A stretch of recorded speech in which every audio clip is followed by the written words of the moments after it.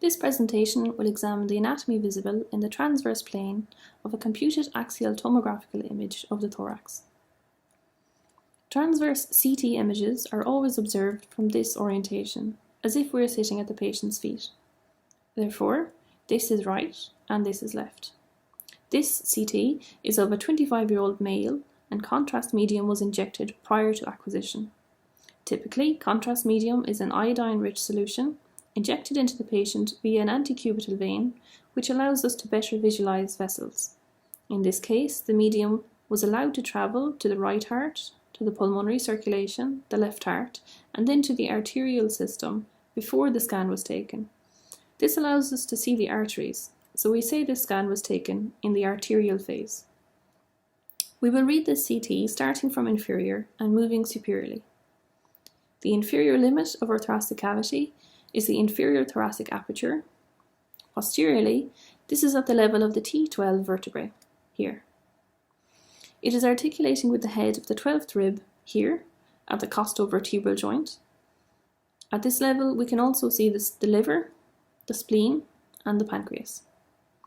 We can clearly see dark air bubbles which are occupying the transverse colon and the duodenum, and we can see the descending thoracic aorta traversing the aortic hiatus with the diaphragmatic crura on either side, giving off the celiac trunk.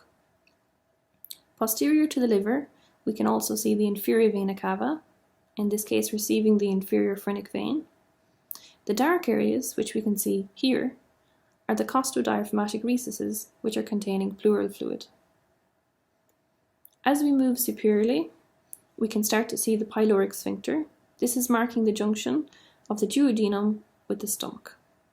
We can also identify muscles in the thoracic wall. Here are the rectus abdominis muscles, with their underlying superior epigastric vessels. Here are the intercostal muscles. We can also start to see some of the superior aspects of the external oblique and the transverse abdominis muscles. Posteriorly, we can see the erector spinae and transversal spinale muscle groups. More laterally, we can also see the latissimus dorsi muscle. Also, we can see the spinal cord traversing the vertebral canal. As we move to vertebral level T11, we can start to see the right and left crura of the diaphragm and how the esophagus is beginning to penetrate the right crus. This is marking our gastroesophageal junction. The profiles of the abdominal organs are beginning to diminish as we begin to move through the diaphragm. At the T10 level, we can see the profiles of two veins here, either side of the thoracic aorta. These are the azygous and hemiazygous veins. Also visible are the posterior intercostal veins, which are draining into these vessels. We are now almost completely above the level of the diaphragm. We can begin to see parts of the pericardium and heart. Here is the left ventricle. Here are the posterior interventricular vessels. At this level, which we call the low cardiac level, we are beginning to see the right ventricle, which is separated from the left ventricle by the interventricular septum. We can follow the posterior interventricular artery more proximally to where it is becoming the right coronary artery. Also at this level, we can begin to see the inferior angle of the scapula. As we follow the inferior vena cava upwards, we enter the right atrium.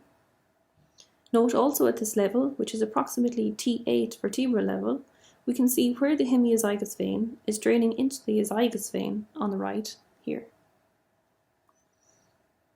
We can see the paired posterior intercostal arteries, which are emerging from the thoracic aorta here. At this level, we can begin to see the left atrium, which is the most posterior chamber of the heart. Here, we can see some of the right pulmonary veins which are draining into this left atrium. And here, we can see a left pulmonary vein also draining into the left atrium. We can also see some more of the axioappendicular muscles at this level. Here is the trapezius. Here is rhomboid major. Here we have serratus anterior. And here latissimus dorsi. Highlighted in green, we have some of the rotator cuff muscles. We are now at the so-called high cardiac level, The small vein that we can see now on the left is the accessory hemiozygous. We are now beginning to see the right and left main bronchi, which are highlighted here in green.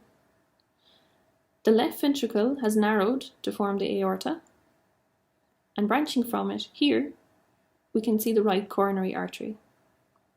We are also beginning to see the profile of the anterior interventricular artery, also known as the left anterior descending artery. It is running in the interventricular sulcus, and now we can see where it branches from the left coronary artery with the circumflex artery. Also at this level, we can begin to see the superior vena cava draining into the right atrium.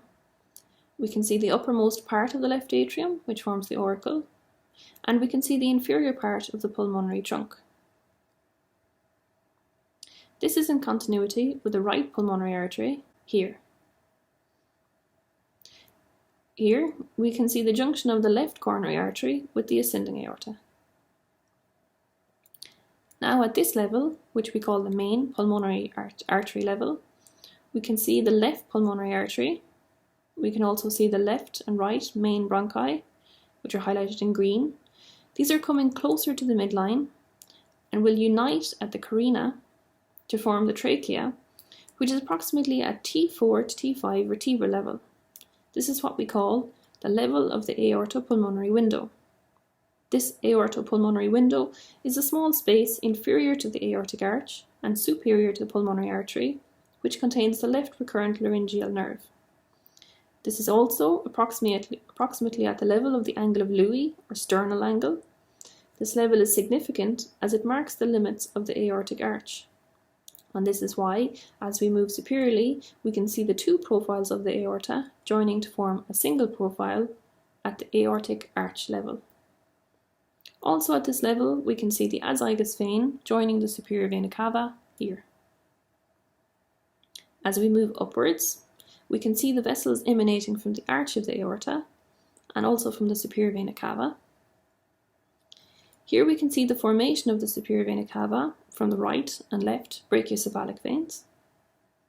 Branching from the aortic arch, we can see the brachiocephalic trunk, the left common carotid artery, and the left subclavian artery.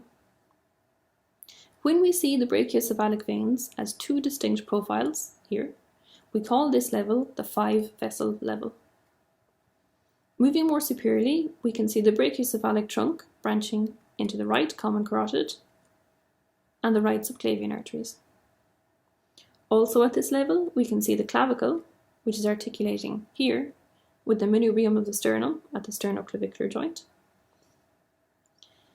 Further superiorly, we see where the humerus, here, is articulating with the glenoid cavity of the scapula at the glenohumeral joint.